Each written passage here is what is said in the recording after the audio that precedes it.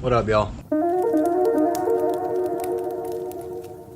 We are back with the turbo TSX build right now. Gonna try to do some things with the motor, take the timing chain kit off and all that, so we can do the Type S oil pump that I took off the other motor that was previously in this car.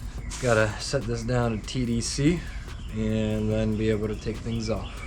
So, I don't know why timing stuff kind of makes me nervous. I mean, it is at TDC, I believe. I mean, the marks, chain link right there basically lines up. These two are up top, and that mark is right there. And then I verified by putting the oil dipstick, matched it up through there. And then I got this from Amazon. So these are to lock the camshafts in place, and the holes are on the other side. So I'm unpacking and I'm gonna show y'all. I've never used it, so it's the first time for me too. We're starting the process. We're getting it off. It smells like old ass oil. So we got the locking pins in over there. Got it from Amazon. It was like 10 bucks. You just search up K-series camshaft locking pin thing. Set it at TDC, and then you turn counterclockwise on the crankshaft, or like I did, I just squeezed the chain together just a little bit, and you're able to put a thumbtack in. Choose your color of the rainbow.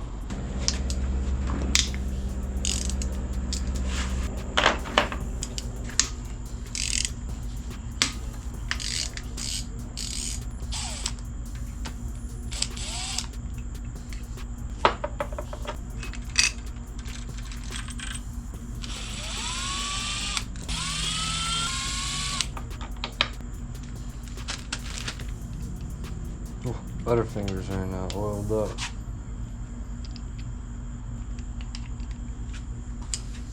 Seems like the locking cams didn't fully lock it in because this intake cam is slightly off now, which is weird. It's not by much because unless they both shifted, because it kind of lines up. I mean, it shifted just a little bit.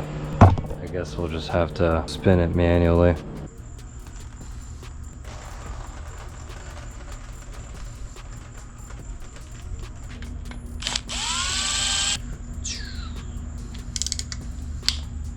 I feel like they could easily strip or whatever.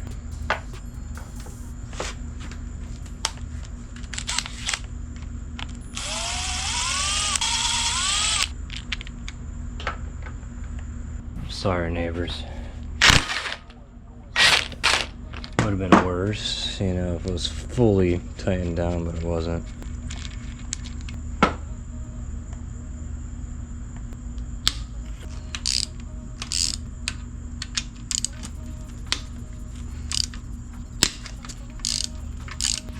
Man, this thing is releasing all sorts of smells. What the fuck is that now?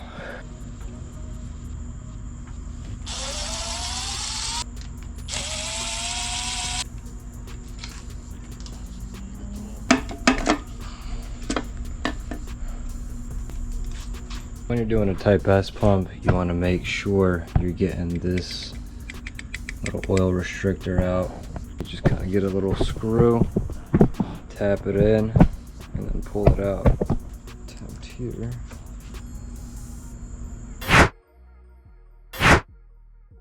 Shout out to these contractor garbage bags, dude. This thing perfectly covers up the engine, so literally no worries with any debris or anything getting around, because it's literally covered completely. Now we have the valve cover that we got welded on the bungs for our catch can when, you know, go boost things. Shout out to Orlando. I didn't show anything like from that in that time and day and whatever, because that was the first time meeting him. It's one of Dan's homies, and now he's gonna be one of my fabricators that I go to as well, because he's a master Honda tech and he knows his shit, builds race cars, and had his own YouTube channel in the past. It was part of Boostaholics and stuff. It's pretty cool, man. Small world. He's gonna clean her up, get her degreased and whatnot, get her scuffed down and prepped for paint. You know, I'm gonna decide on what color we want to do. I don't know yet. Obviously it's gonna be some rattle can stuff, so we have to just decide from some of the in-store ones potentially, or if I do find something online, do with that. But right now it's gonna be in-store options. So yeah, I'm just gonna let this thing soak in some degreaser and do its thing. I'll let it clear out any BS it's got in there.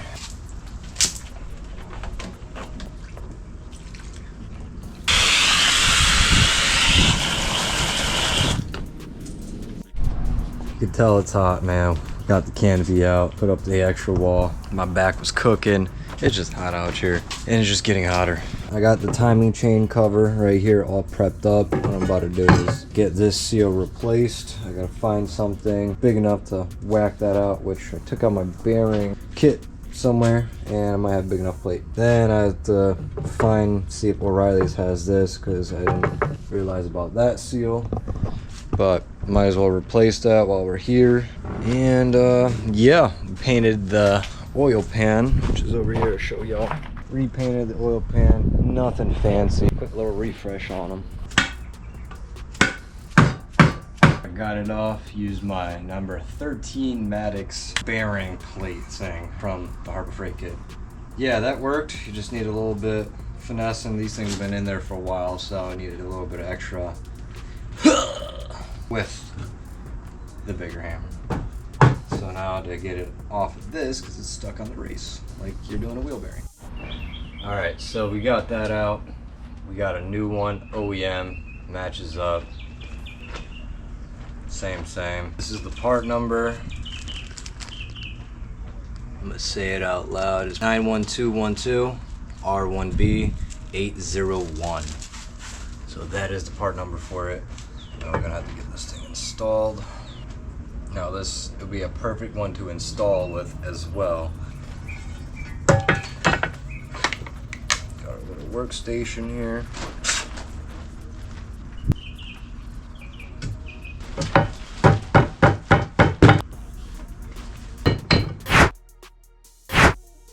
This is what we on right now, man.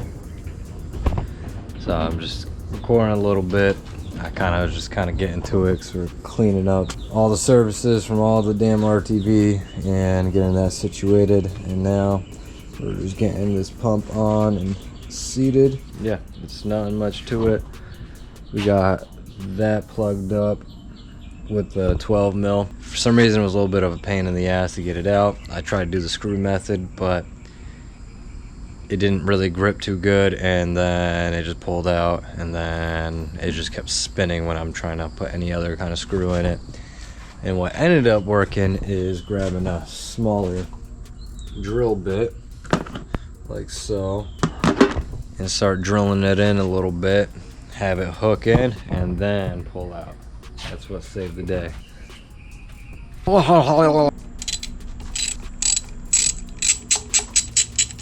I'm gonna torque this down later. I think they're like 8.7 foot-pounds, so I'm just verify it later with all the torques that I need. But I'm just get everything snug, like, you know, hand tight, good. It should be shotted. There's tension on there now. Look at that, Type S pump installed. Biggest thing y'all don't want to forget is that, because then your Type S pump will not work. And then you're removing the balance shaft off the OEM one. You're getting rid of the balance shaft, so you don't have to set timing on the Type S pump. So you just kind of set it in place, and you should be good. Yeah. So y'all, a little late night vibes. Working on the TSX stuff, prepping the valve cover for some paint. This weekend we got to choose a color. Over here watching Jimmy Oaks while sanding his valve cover. She was just sanding it, got a lot of it done, so shout out to my boo. I also was messing with the engine while she was doing that. I was just trying to get the timing stuff situated, or at least prepped. I got the locking cam gear pins in there fully now, but the side markings on the cam gears itself is just like barely a half tooth off. Like it's just the slightest variance, and it's not fully aligned, which things I look up saying like that little bit of, you know, play or slack is within spec and within tolerance, so it should be all right. I got the crank sprocket with the oil pump and cylinder ones at TDC. Timing stuff is always kind of a little nerve-wracking. Now, I don't think I fully have done timing stuff myself yet, but part of the game, we gotta learn. Alright, y'all. Think I got all the timing stuff set up. I have it all torqued down, except for the bottom of the oil pump stuff. So I want to pull this pin, and then, you know, maybe put a little bit more clicks into the tension right here, and then torque up the oil pump stuff, and, you know, just rotate this, and hopefully it's good. That's all I could hope for. I think I did it pretty good. I know some of y'all gonna crucify me, but I had to reuse the old tensioner right now because I was trying to use my older, newer tensioner from the rebuild of the white TSX, which only had so many miles on it, but the thing was just not working. It was not staying in place, it was not holding with the clicks, and it was just grinding on the teeth basically. So I felt like it was just not ideal to use that one. Put back on the one that came with the motor. I know, but it's lower mileage, so whatever, we'll be all right. I added the little lower chain guide right here to help prevent the chain drop. We'll see. I got it from like Amazon or eBay, like a cheap no-name brand thing, but hey, it's in there. I put a little bit of blue Loctite in the threading of the bolt. Should be good. It's all torqued down. Can only hope for the best, right? This is the scary part. Oh, scary. Get a long flat hack. Click that in like one more time. There. One more click just to add a little extra tension. Now, I feel like that's way more solid. So guys, after clicking that in, adding that slightest bit more tension, we got this turned over a couple revolutions. I set it to TDC twice. As you can see, these things are perfectly aligned right there. The side markers and the dots are pointing upwards, but also at like that slight angle. And obviously you want to see, look at that sprocket lining upwards towards the casting on the block, but not always. I feel like that's going to be perfect, like as it is in my case, that it's like the slightest bit off, but it is pointing upwards where it should be. Number one cylinders at TDC, and how I verify it, I just grab my oil dipstick and look, you see that's where the piston stops right there. You go to cylinder 2, the thing drops down all the way. 1 and 4 should be the same. It goes nowhere. That's the furthest it goes. 3, it's gonna drop down like 2. Last thing we verify is seeing if the locking pins basically line up to be able to put the pins in, which it's basically there. It's just like you have to play with it just a little bit to fully get it in. It seems pretty solid. So I went back TDC twice, do it one more time just to verify it, but it seems like she's good to go. Prep the valve cover, we're gonna get that painted tomorrow. We have the timing chain cover installed, and now we have the oil pan installed as well. When it comes to things like this, trying to be a little bit particular and also be quick with it, because it obviously has like a set time. They're like, oh, if you don't fucking torque it down in 4 minutes, then take off the old one, nah, son, we can't do that. Literally took a whole thing of Mega Gray for the timing cover and the pan, so there's only one shot at the moment. I had to get done. Seems like I applied a good amount. I feel like I have a good seal because it's kind of smushing out all around for the most part. Most of the area is. That's a good sign. That's always a good sign. And I torqued it all down, and obviously in sequence and crossing over and stuff. And I torqued it to 8.8 foot-pounds, but kind of did it to like 9 just because things were a little bit bowed, and I just really wanted to make sure it sets. So the 0.2 isn't going to harm it. I'm just going to verify with the digital now, because I was using the clicker. Should be good. It really should be all right. Also, another thing I did after I kind of like torqued it down, I grabbed my little 3/8 extension and I tapped all around on the edges to kind of help seat it a little bit, because when you're prying on this, you're taking all these pans, they bow a little bit, they bend, so gotta try to want to flatten it out. Now I'm just gonna go verify they're all kind of where I need it to be. They should be. Yeah, I mean, I trust the clicker. Yeah, all of them are at like 9. They're all tight. We are good money. Got that over with. I really wanted to get that done. Happy Father's Day to all you fathers out there, because it is Sunday, Father's Day. Even Father's Day for me, because I got my doggos. Hopefully you guys are enjoying your day, your weekend, you're vibing with your family, you're relaxing, you're doing your thing. All right, y'all, time to lay down. Final layer for this thing.